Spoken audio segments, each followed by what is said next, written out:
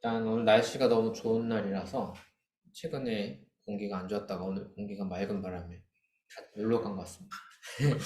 평소 모임 주일보다 조금 많이 줄어들었는데 또 손님도 오셔가지고 약간 송구스러운 그런 뻘쭘합니다. 상황이고요. 네, 약간 뻘쭘합니다. 지금 그래도 와주셔서 너무 감사드립니다. 그리고 또 제목도 약간 조금 부담되는 제목. 네. 근데 컨셉은 그겁니다. 오늘은 그냥 우리가 안티라는 것에 대해서 한번 생각해 보자. 약간 그런 컨셉이니까요. 무서운 얘기 전혀 없을 거라는 거를 네, 먼저 말씀드립니다. 네, 그 진행은 이렇게 화면에 보면 이렇게 보면서 이야기 나누려고 하고 있고요. 오늘 참고 자료는 그 소셜 아이덴티티 코멘터리라고 해서 이걸 한국말로 하면 좀 이상한데 약간 사회학적인 분석을 하는 성경 주석이 있어요. 네. 그래서 그냥 굳이 번역을 하자면 뭐 사회 정책성이라고 하는데 신약학 주석 중에 이제 최근에 한 2, 30년 정도의 뭐 여러 고고학이라든지 여러 발견된 비문이나 이런 걸 참고로 해서 신약 성경이 쓰여졌을 때의 사회 상황들을 이제 잘 정리한 주석서가 있습니다. 그래서 요게 저도 전자책으로 사서 봤고요. 요 부분에 이제 요한 1, 2, 3서 요나라고 했네 이럴 수가. 요한. 네, 요한입니다. 이런 실수. 요한 1, 2, 3서를 쓰신 분은 리카르도 로이토, 그래서 스웨덴 분이신데, 제가 그 부분을 참고했습니다. 그래서, 포인트는 요한 1, 2, 3서가 쓰여졌을 때, 그리고 이 이야기를 주고받는 사람들은 어떤 고민을 했을까? 그 일세기에 그 공동체는 어떤 상황이었을기에, 오늘 우리가 듣기에도 약간 무서운 적그리스도, 이런 단어를 선택했을까? 이런 걸 좀 추적해 보는 시간을 가지려 합니다. 일단 적그리스도 하면은 아마 요거 많이 보실 것 같아요. 니체의 안티크리스트라는 책이 딱 있고 이따가 보시겠지만 헬라어 단어로도 사실 저 표현이긴 합니다. 안티크리스트. 요걸 적그리스도 요걸 이야기는 지금 아마 오고 계실 테지만 저희 교회에도 이제 교회 상처받은 청년분이 항상 요 니체 책을 가지고 다니는데 진짜 제대로 공부하는 분도 봤어요. 이 니체를 진짜 열심히 선생님도 모시고 공부하는 분도 있는데 제가 만나는 분은 그냥 들고 있는 거예요. 들고 있고 그 비슷한 쯤에 제가 있던 교회 말고 다른 교회 청년부에서도 좀 상처받고 이제 독서 모임을 오는 청년들이 있었는데 거기서도 제가 만났거든요. 온라인으로 주다가 또 오프라인 만났어요. 또 니체의 또 안티 기독교 책을 또 들고 있더라고요. 물어봤는데 또 안 읽는데. 안 읽는데 들고 다닌대. 그래서, 교회와 거리두기를 할 때 중간 단계로 니체 책을 일단 사는 거구나. 약간 이래, 니체가 그런 의도였는지 아니었는지 전혀 모릅니다. 니체를 정말 공부 열심히 하시는 분도 우리 교회에 있는데, 나중에 물어봐야겠지만, 어쨌든, 저도 그래서 알고 있고, 나중에 공부는 해야겠다 싶었는데, 오늘 그렇게 복잡한 얘기는 할 건 아니고, 안티는 우리가 쉽게 말해서 뭔가를 반대한다라는 의미가 있죠. 안티. 그럼 우리가 그냥 성경을 읽기 전에 그냥 우리가 쉽게 생각할 수 있는 건 성경에서 예수님의 반대자는 누구일까? 떠오르는 그런 사람이 있는지. 혹은 예수님이 아니어도 우리가 구약 성경을 이제 가지고 신앙생활할 때 하나님께서 가장 나의 안티라고 생각할 만한 그런 그룹, 그런 인물, 혹시 떠오르는 사람들이 있는지도 한번 질문을 드려봅니다. 우리 나눔 시간에 얘기해보고. 그 다음에 꼭 신앙적인 것일 수도 있고 아닐 수도 있는데, 우리 개인적으로도 여러분만의 안티가 있을 수 있죠. 여러분을 괴롭히던 안티. 뭐, 혹시 좀 떠오르는 사람들이 있는지. 혹은 여러분도, 저도 그렇고, 이미 누군가의 안티일 수 있어요. 꼭 누군가를 반대하면 막 기독교인이 아니고 막 이런 것처럼 너무 생각할 필요는 없이, 저도 나는 저 그룹, 저 사람에게 좀 안티이다라는 게 없을 수가 없겠죠. 예. 그런 것도 있거든요. 그런 것도 같이 생각해보고, 또 우리에게는 숙제는 우리 그래도 기독교인이니까, 신앙인일 땐 그런 안티들에 대해서 어떤 매너를 가져야 할까? 이것도 좀 우리가 오늘 고민해 볼 주제입니다. 자, 이 뒤에 얘기는 좀 복잡할 수 있는데 다 까먹어도 되고, 어쨌든 오늘 나눔할 이야기는 이런 대화를 할 거니까, 설교 안 듣고 그냥 이것만 생각해 보셔도 돼요. 저는 일단 진도를 나가 보겠습니다. 일단 요한 1, 2, 3서 공부도 아마 조금 많이 그 설교나 이런 걸로 들어보진 않으셨을 것 같은데, 요한계 문헌이라고 해서요. 여기 보면 요한복음, 요한 1, 2, 3서, 그리고 요한계시록까지 이렇게를 요한계 문헌이라고 합니다. 요한이라는 이름이 사용돼서 그렇기도 한데 꼭 그 우리가 이 성경 사본을 찾을 때 요한이라는 이름이 없어도 어떤 문체라든지 어떤 신학적인 사상, 스타일 뭐 이런 게 많이 공통되는 게 있어서 학자들은 이런 걸 모두 묶어놔요. 모두 묶어놓는데 뭐냐면 어떤 예를 들어 요한 1, 2, 3, 4가 먼저냐 요한복음이 먼저냐 아니면 요한계시록은 언제 써진 거냐 모든 걸 한 사람이 요한이 쓴 거냐 다 다른 사람들이 쓴 거냐 이런 거는 의견이 모두 달라요. 그러니까 어떤 합의된 어떤 그 신학자들이 이렇게 생각합니다. 이런 건 전혀 없고요. 그냥 요한계 문헌들이 이렇게 5개가 있고 이걸 어떻게 배열하고 어떤 관련성이 있는지는 그 퍼즐 조각처럼 수없이 많은 확률의 다양한 해석들이 가능하기 때문에 이렇게 그룹으로 뭉쳐져 있다. 이런 정도만 우리가 알고 있으면 될 것 같아요. 예를 들어서 저번에 요한복음 공부를 했는데 요한복음을 어떤 특정 요한 공동체가 있을 거라고 해석하는 그룹도 있지만 어떤 분들은 여기 제가 본 스탠리 이포터, 리차드 포커 이런 사람들은 요한복음은 복음서 중에 좀 독특한 게 공동체의 이야기가 아니라 그냥 선교 문헌으로서 지중해권의 온 세계의 신앙 공동체를 위한 보편적인 글이다라고 하는 것도 뛰어난 신학자들 중에 이렇게 해석하는 사람도 있어요. 대다수는 복음서를 특정 어떤 공동체의 이야기를 보지만 그러니까 사실 저는 근데 이런 설명도 재밌고 흥미있다고 생각하고요. 그런데 이제 요한 1, 2, 3서는 그거 복음서보다는 조금 더 편지글이라서 요한 1서에는 조금 잘 안 나요. 요한 1서는 약간 편지라기보다는 설교 문헌이나 뭐 하여튼 약간 토론 글 같은 느낌이라면 요한 2서, 요한 3서는 내가 누구한테 편지합니다. 받는 사람 누구 이런 게 있어가지고 좀 더 편지적인 글이긴 한데 그렇다 보니까 조금 더 어떤 공동체의 이야기지? 라는 거를 좀 추적해야 하는 상황이 있습니다. 요한복음보다는. 그리고 요한계시록도 여러분 시작할 때 보면 이거 소아시아의 7교회, 그러니까 에베소라든지 그런 소아시아 7교회 씁니다라고 대상이 있잖아요. 그 뒤에는 막 판타지 이야기 같은 느낌의 해석하기 어려운 이야기 많지만 특정 대상이 있어요. 그렇기 때문에 이게 누구에게 쓴 어떤 공동체의 상황이 적용된 건지를 조금 더 많이 질문할 수밖에 없는 얘기가 있고 이런 소아시아만의 문체가 있어요. 그걸 저는 이제 우리 젊은 느낌으로 감성체라고 할 수 있고, 뭔가 하늘에 용이 다니고, 마귀가 나오고, 뭔가 오래된 전쟁이 있고, 혹은 빛과 어둠이 나오고, 어떤 영이란 표현을 특수한 용례로 계속 쓰고 있고, 어떤 그런 우리가 영적 전쟁 막 이러잖아요. 그런 수사학을 쓰는 감성, 그게 이 소아시아 쪽에 보내는 글들에 있고, 그래서 이게 그 지역의 특수한 말하기 표현 방법이라고 우리가 추적을 하는 거거든요. 그런 감성이 요한계 문헌들에 있다. 만약에 MBTI에 T가 강한 사람은 이제 이거 보고 뭐야 이거 말도 안 되는 얘기 하고 있어 이렇게 갖고 좀 상처받을 수 있는데 조금 감성, 봄의 감성이 생기잖아요. 그랬을 때 우리가 요한계 문헌들을 볼 때 좀 더 다른 각도로 하나님의 이야기가 와닿을 수도 있는 그런 부분이 있는 거죠. 그리고 공동체와 연결돼서 요 문헌들에는 뭔가 영적 전쟁 이런 얘기를 하다 보니까 트러블이 좀 보이는 게 있는 거예요. 누가 누구와 조금 그 갈등이 항상 있어서 이게 무슨 갈등이냐에 대한 해석으로 우리가 성경을 읽을 때 180도 바뀌게 됩니다. 그래서 오늘도 약간 이런 부분.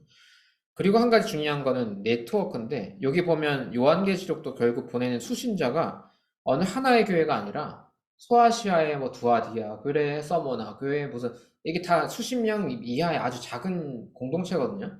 저희 교회는 한 30명대 모임이지만 이런 모임이 막 서울 여기도 있고 저기도 있고 이런 교회들이 분산해서 편지를 쓰는 거예요. 요한 서신도 그런 느낌으로. 그래서 작은 공동체 1, 2, 3 이렇게 있는데 이게 공동체들이 어느 하나의 편지를 공유하고 서로 막 돌려본다는 거잖아요. 약간의 네트워크가 형성되어 있다고 이제 추론을 합니다. 그래서 요한계 문헌이 작동되는 독특한 어떤 네트워크들이 있었겠구나라고 추론을 하는 거죠. 자, 그러면 이제 본론으로 들어가서 적그리스도가 뭐냐 이제 살펴보겠습니다. 우리 이거 영어로도 좀 비슷하죠. 이거는 이제 헬라 성경 언어인데 영어로도 안티 헬라어로 거의 비슷하네요. 그렇죠? 네, 그냥 안티예요. 안티 뭐에 반대합니다. 크리스토스 이제 그리스도 뭐 이게 예수님일 수도 있고 예수 운동을 하는 어떤 모임일 수도 있고 하여튼 어떤 것에 예수님에 관련된 어떤 모임에 예수인이라고 할까요? 예수인들이 어떤 기존의 예수님 어디에 뭔가 반대하는 새로운 그룹이 만들어진 거야. 그거를 표현하는 언어로 안티크리스토스라고 합니다. 한 명일 수도 있고 여러 명일 수도 있어요. 그건 잘 몰라요. 어쨌든 우리가 아직 교회라는 말을 쓰기 애매한 1세기 후반에 어떤 요한계 공동체의 안티크리스토스라고 부르는 그들이 그렇게 부르는 그룹이 생겨났다. 그들을 어떤 사람들이 추론할 수 있는 이야기가 요한계 문헌, 요한 1, 2, 3, 4에 있습니다. 예를 들어서 요한 1서 4장 5절에 요한계 문헌에서는 세상이 그렇게 좋은 의미는 아니에요. 우리가 보수적인 교회에서 세상을 따라하지 마, 이거 그런 말 쓰잖아요. 요한계 문헌을 수삭을 사용한 거라서 무조건 나쁜 얘기는 아닌 것 같아요. 네. 세상에 속한 것을 말한다. 그러니까 안티 그룹의 특징을 지적하는 거예요. 근데 여기 재밌는 거야. 세상은 그들의 말을 듣는데 또 약간 영향력이 있는 거야. 약간 우리로 따지면 인스타처럼. 우리 아까 인스타 얘기 좀 했었는데, 네, 저 인스타 새로 만들었지만 세상은 저 얘기를 듣지 않더라고요. 그런데 안티크리스토스라고 한 사람들은 이 용어를 만든 이유가 영향력이 있어 보인다는 거예요. 그 요한의 주류 공동체가 볼 때는 무슨 전략을 썼는지 모르겠지만 기술이 있어 보이는 겁니다. 그리고 더 중요한 건 요한일서 2장 19절 보면 요한 읽어볼게요.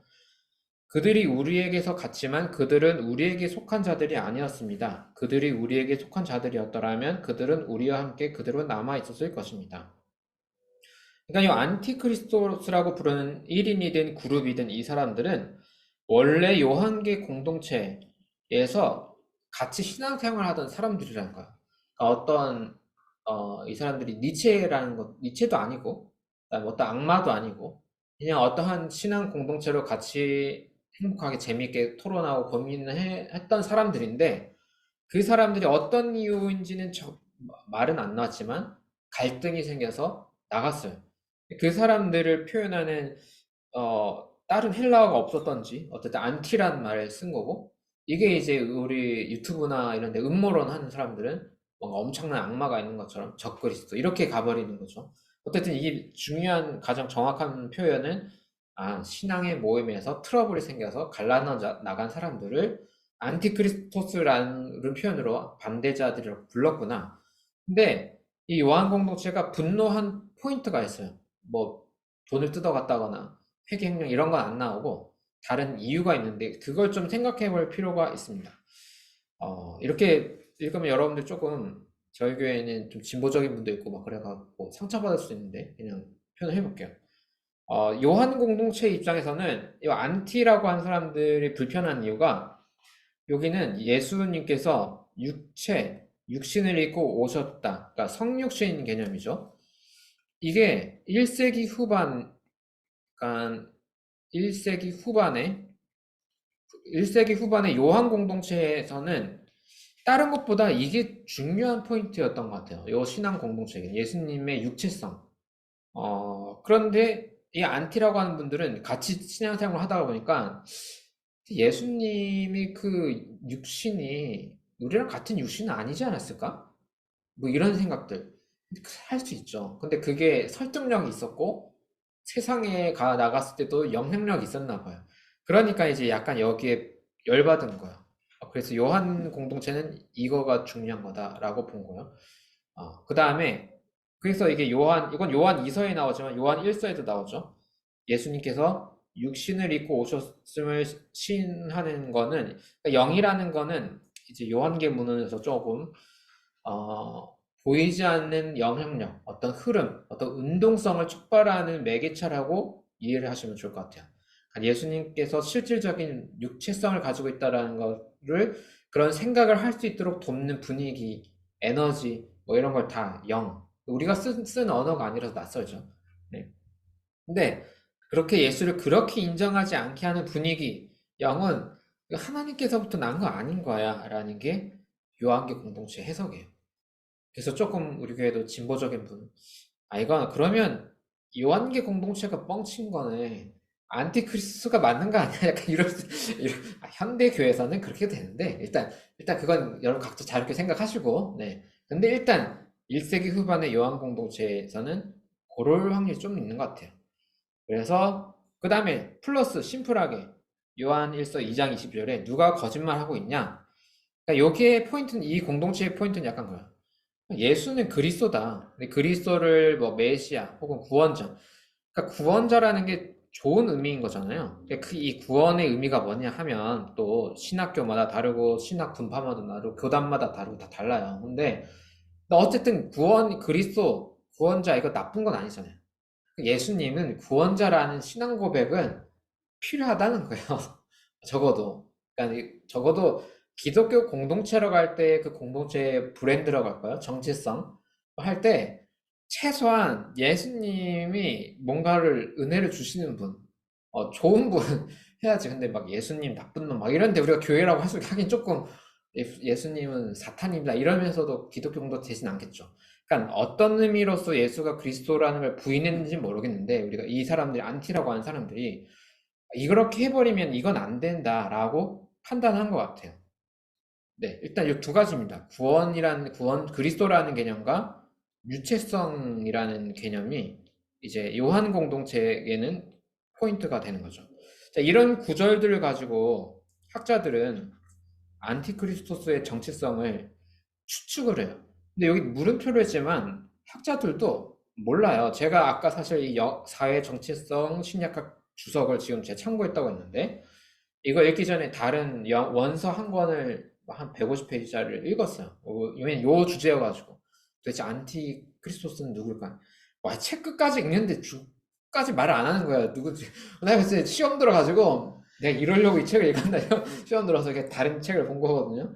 결국 뭐냐면 우리도 정확히 몰라요. 우리도 정확히 모르는데, 그래도 약간 합리적인 추측을 해볼 수는 있는 건 있다는 거죠. 그래서 정확한 내용은 모르지만 예수님의 어떤 특별성을 많이 좀 부정하는 사람들이 있었나 보다. 1세기 공동체에. 이게 추측 1번, 일단.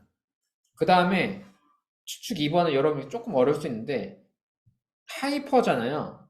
이게 저는 이 확률이 아마 제일 많을 거예요. 요렇게 보는 분이 모든 신학 그 퍼센트를 보면 뭐냐면 너무 그 진보적인 게 문제가 아니라 너무 예수님을 너무 띄우려다 보니까 이게 육체성을 부인한다는 건 예수님은 처음부터 거의 하나님과 같은 분인데 그래서 이 육체라는 거는 우리 인간의 눈에 환상으로 보이는 거야. 그러니까 부활 자체를 환상으로 설명하는 분도 많거든요. 모든 걸 다 비전으로 물질성을 이 입자 같은 게 사실은 현실이 아닌 거예요. 신에게는 그래야 한다는 거죠. 그런 논리 구조로. 예수님이 너무 막 공중으로 띄우다가 아예 우리에게 아기로 태어나서 인간으로 살고 이런 건 모두 그 매트릭스에서 사람들이 혼란을 듣듯이 사람들이 속인 것뿐이야. 그냥 영적이고 신비한 그 존재 자체야라고 아예 쭉 가는 그룹이 있는 거야. 그랬기 때문에 요한 공동체는 예수님이 특별한 분 구원자인 건 맞는데 그렇게까지 날아가 버리면 안 되지. 예수님의 살과 피, 육체성은 잡아야 돼. 라고 좀 내리려고 하는 거 아닐까라는 거가 있어요. 요게 제일 많고, 요게 좀 합리적인 것 같아요. 왜냐면, 영지주의라는 그룹이 이제 2세기 때 특별한 만들었는데, 여기는 뭘 재미있긴 한데, 솔직히 말해서 엄청 그 세계관이 진짜 독특해요. 너무 거대한 스케일의 판타지가 만들어져 버려서, 종교라는 게 시작될 때 사람들은 믿는 대상을 더 판타지스럽게 만들려는 경향이 좀 있는 것 같아요. 그래서 오히려 요한 공동체는 거기에 브레이크를 걸고 있는 느낌인 거죠. 육체의 부활보다는 정신적, 영적 존재의 부활로 사람들에게 환상을 심어줬다거나, 사실 성육신이 아니고 예수님 피 흘리신 것도 아니고, 우리 눈에만 그렇게 보인 거야 라고 하는 게 더 고상해 보일 수 있는 것 같아요. 그런 느낌. 뭐, 추측입니다. 그 다음에는 3번으로는 요한계의 이런 고기도 이거 그러니까 상대적인 거죠. 이런 하이퍼로 막 영지주의 스타일로 가는 것보다도 요한계는 거기까지는 아니지만 그래도 약간 예수님을 조금 더 높게 띄우는 느낌은 있어요. 그러다 보니까 그런 고기독론을 따르지 않는 사람들이 일 수도 있다. 라는 추측도 있죠. 근데 과연 요 근거가 있는지 잘 모르겠지만, 네, 잘 모르겠습니다. 일단 요게 퍼센트지로는 2번으로 이해하는 학자들이 제일 많은 것 같아요. 요 안티크리스토스를 이해할 때.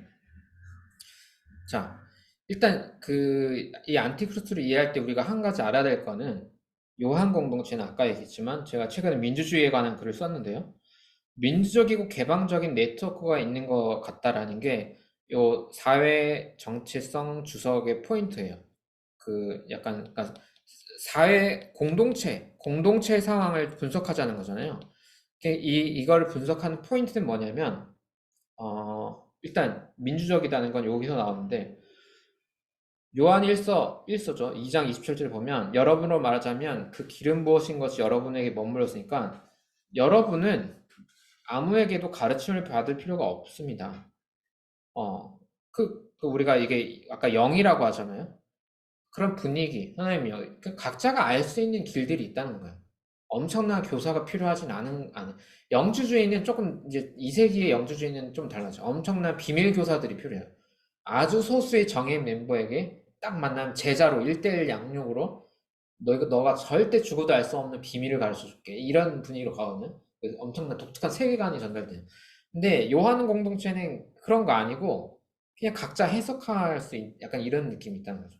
그리고 여기서 뭐냐면 자발적인 그러니까 협회라고 하는데 우리로 따지면 동아리예요. 뭐 시민단체, 동아리, 독서 모임 약간 이런 거기는 엄청난 카리스마 지도자가 있는 게 아니라 사람들이 필요로 해서 모이는 거잖아요. 그러면 규칙도 알아서 만들어야 되잖아요. 이제 그런 특징이 고대의 협회의 특징이 요한 1, 2, 3, 4에 다 나온다. 이렇게 하거든요. 일단 첫 번째 영접이라는 단어가 보면 요한 3서에 나오는데 받아들인다는 표현이 나오고 9절에 요한 3서 10절에 나와요. 이건 이따가 다시 얘기할게요. 이 받아들인다는 표현이 영접하다인데 이거는 가정 모임을 암시한다. 그러니까 3, 3, 5 집에서 소모임을 했을 것으로 암시되는 표현들이 있다. 1번. 그리고 2번. 공동체 구성원 간의 사랑을 강조하는데 이건 협회들도 똑같아요. 근데 물론 신앙 공동체는 조금 더 강조하는 거가 다를 차이점이라 생각해요. 협회들도 이거는 협회 구성원 간의 회원 간의 관계를 매우 강조한다는 거죠. 그래서 아니, 요한일서의 포인트는 사실 이거라고 봐요. 자기 형제자매를 미워하는 사람은 살인하는 사람이 사실 미워하는 거랑 살인하는 건 다른 건데 그러니까 이게 논리적인 건 아니죠. 이건 요한계 문헌의 감성 약간 감성 미워하면 너 죽이는 거야 하면 함부로 미워하기 힘들겠죠.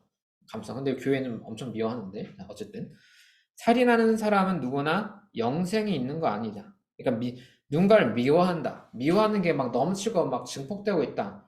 그러면 그 개인들과 그 모임에 영생이 있다고 하긴 어렵다는 거죠. 그 분위기. 근데 이거는 우리의 신앙의 논리는 뭐냐? 이거를 인정해야 하는. 예수님의 죽음은 우리를 위해서 자기 목숨을 버린 희생이잖아. 그래서 우리가 하나님의 아들의 저런 모습을 통해서 이 세상의 창조주의 사랑이 어떤 건지 알았지. 그러면 우리도 서로를 위해 목숨을 조금 세죠.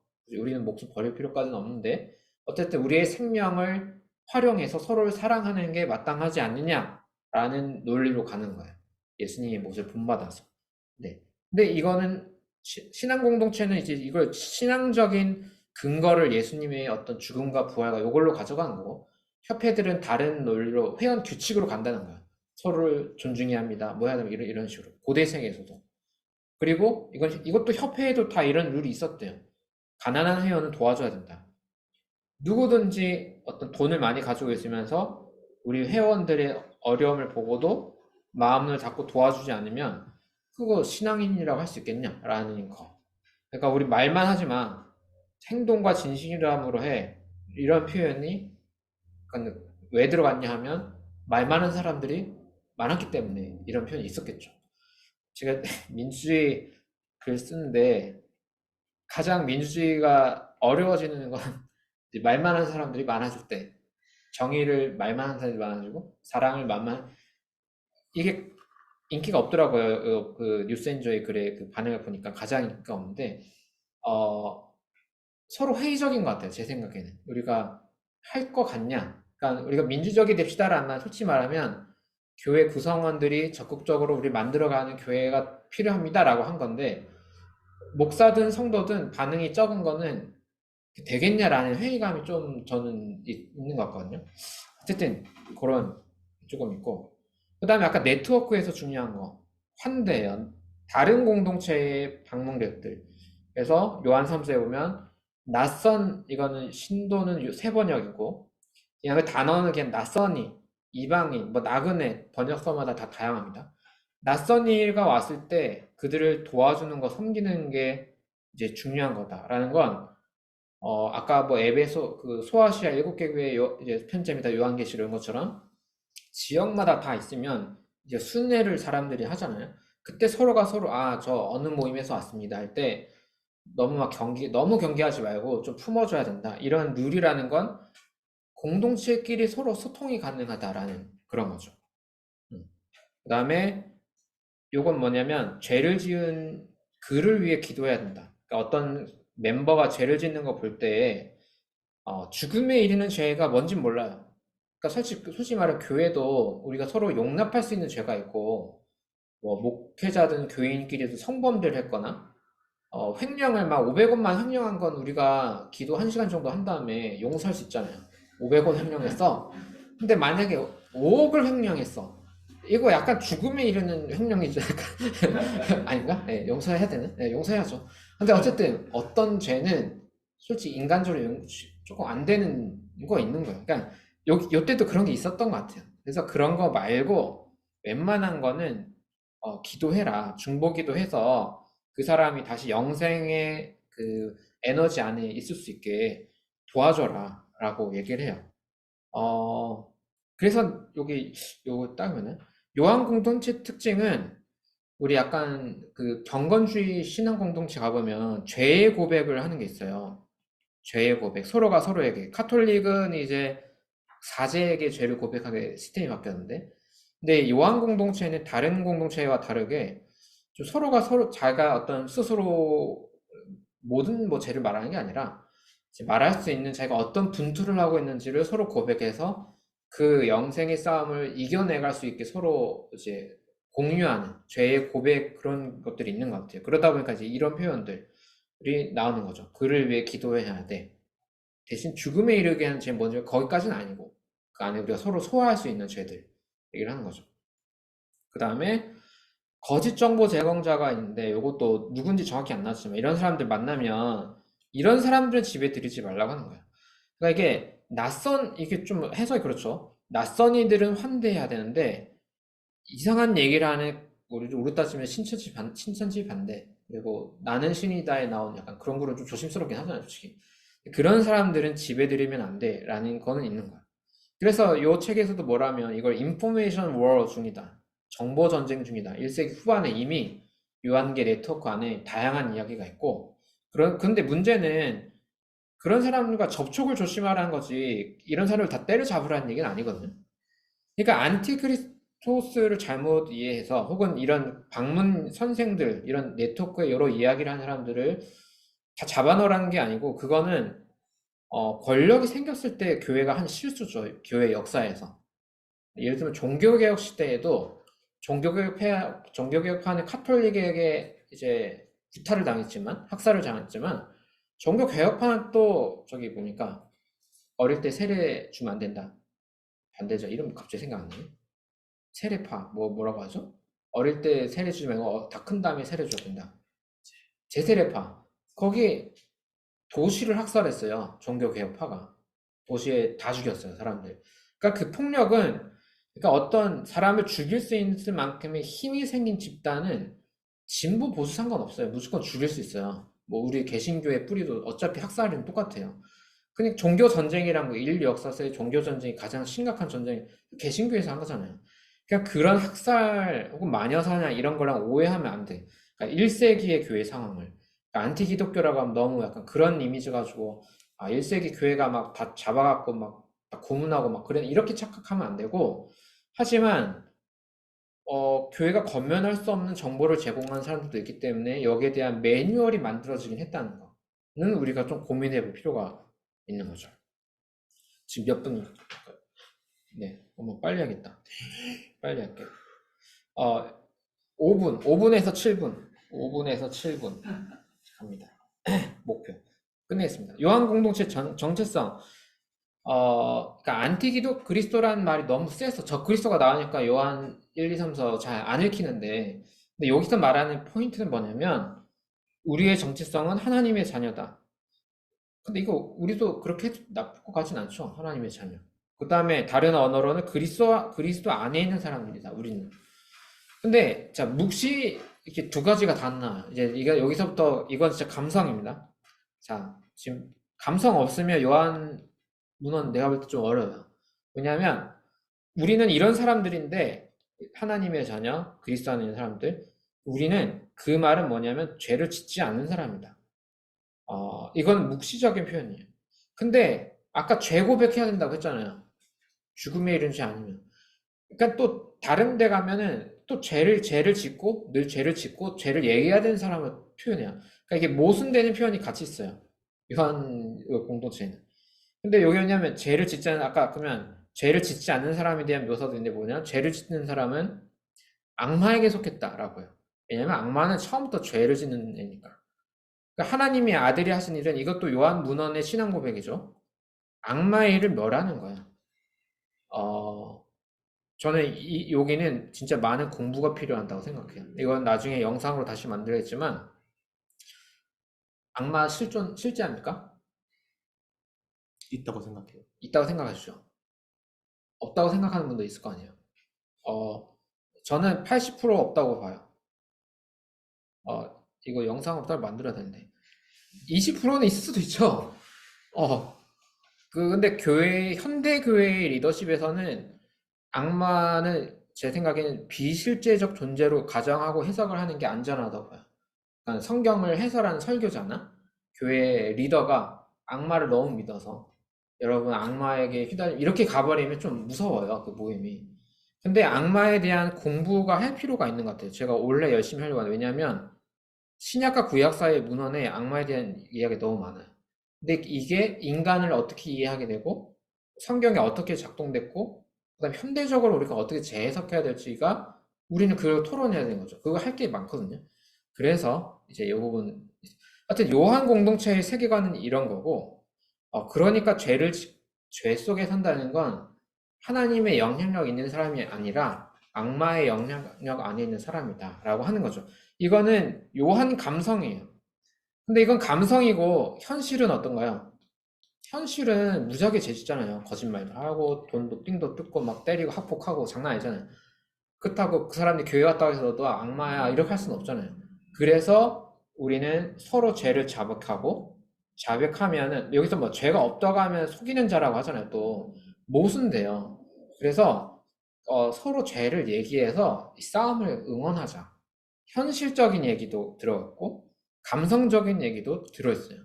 이 세계관이 좀 고대 세계가 복잡해서 그렇다는 거죠. 우리는 이걸 같이 이해하면 좋을 것 같아요. 그래서 목사님이 맨날 죄 지으면 죽는다 이렇게만 설교하면 약간 조금 어렵죠. 네. 넘어가서 자 이제 마무리입니다. 그러면 약간 이런 거예요. 만약에 길섭교회 혹은 다른 교회를 다니시는 분이시라도 그 공동체의 정체성이라고 해야 되잖아요. 공동체 다음, 신앙 공동체 다음 뭐냐. 왜냐하면 이거를 정해야 그들이 대항해야 될 거가 뭔지를 좀 규정할 필요가 있는 것 같아요. 보수 기독교는 제가 아까 살짝 얘기했는데 이 기술이 좀 뛰어난 것 같아요. 그러니까 어떤 모임이나 안티가 필요하긴 한데 없는 안티도 잘 창조해내는 게 약간 나쁜 놈을 만들어서라도 결집시키잖아요. 제가 볼 때 진보 우리는 이 얘기를 너무 안 한 것 같아요. 그러니까 우리가 정말 정해야 될 게 어떤 건지를 어떤 사람을 자극하자는 게 아니라 우리가 현실적으로 쌓아야 될 게 뭔지를 좀 잘 이야기를 해야 갑자기 쓸데없이 누군가가 저격당하지 않을 수 있지 않나라는 생각이 드는 거죠. 어, 어쨌든 요한 공동체는 정리하면 하나님에 대한 신뢰를 서로 응원하고, 아까 얘기 공동체끼리 소통 작업이 있고, 죄를 최대한 말할 수 있는 건 말하면서 서로 견제하는 그걸 하자. 약간 그러고 있고. 그래서 느슨한 네트워크, 이거 약간 오늘날 따지면 오픈되는 거죠. 유튜브에 올리든 어디 글을 쓰든 친한 공동체끼리 서로 소통이 필요한 거야. 그런데 막아야 되는 거. 혐오, 차별, 비방 이거 얘기하는 거 뭐냐면 요한 3서에 아까 살짝 나왔지만 디오드렙의 얘기가 나와요. 그러니까 이게 민주적이라는 건 뭐냐면 요한 3서의 저자인 누군지 모르는 그 장로가 어떤 공동체 디오드레베라는 애 때문에 그 공동체 모임에 가서 왕따를 당해 못 가거든요. 그러니까 이 성경을 쓰는 리더가 엄청나게 권력 있는 사람이 아니라는 거예요. 그래서 야 내가 가면 나 다 고자질 한다. 너네 모임 가면 지금 얘가 혼자 거기서 왕 되려고 하고 있지. 우리 맨날 나쁜 말 해서 혐오하고 있지. 약간 이런 거. 약간 모임을 너무 오히려 디오드레베라가 이 모임을 고립시키고 다른 공동체에서 네트워크 활동하는 이 장로가 소통 불가능하게 막는 걸 하는 거야, 디오드레베가. 근데 이런 사람은 안티가 돼야 되잖아요. 그러니까 이런 싸움은 필요하긴 한 거거든요. 근데 우리가 쓸데없이 이상한 사람을 안티를, 자, 우리는 페미니즘과 싸우자. 자꾸 막 이런 식으로 이렇게 가버리니까 이렇게 문제가 된 거고. 디오드랩의 성경에 나온 우리가 정말 싸웠던 사람은 약간 이런 거거든요. 뒷담화를 조금 하는 건 괜찮은데 뒷담화를 너무 많이 해가지고 막 이간질 시켜버린다거나 이런 거는 조금 문제가 있다는 거죠. 그래서 숙제는 이건 숙제입니다. 이거는 제가 시간 없어서 연구 못했어요. 요한 요한 2서에 보면요, 저도 질문 남겼어요. 요한 2서는 장로인 나는 택하심을 받은 믿음의 자매와 그 자녀들에게 씁니다. 해서 이게 누군지 좀 궁금해지더라고요. 그러니까 약간 그 공동체 리더십 여성들인 것 같았어요. 그래서 한번 알아보세요, 여러분들이. 누군데 어떻게 신앙 공동체의 한 교회 대상에 이제 아예 자매들에게 글을 쓴다 이렇게 돼 있을까? 네, 이거 한번 생각해 보시고. 네, 오늘은 여기까지고 요한 일서의 요거 약간 사랑은 두려움이 없습니다. 이거 구약의 어느 책이죠? 저기 아가서인가요? 비슷한 구절이 있어서 생각나가지고 읽다가 요거 같이 읽고 같이 기도하는 시간 가지면 좋겠다 싶어서 가져왔습니다. 요 두 구절을 함께 읽고 2분간 침묵 기도하면서 요한 공동체의 상황에서 성경 구절 속에서 우리가 어떤 걸 다시 재해석해야 될지 좀 고민해 보는 시간 갖도록 하겠습니다. 함께 요한 1서 4장 18절 19절 함께 읽도록 하겠습니다. 사랑에는 두려움이 없습니다. 완전한 사랑은 두려움을 내쫓습니다. 두려움은 징벌과 관련이 있습니다. 두려워하는 사람은 아직 사랑을 완성하지 못한 사람입니다.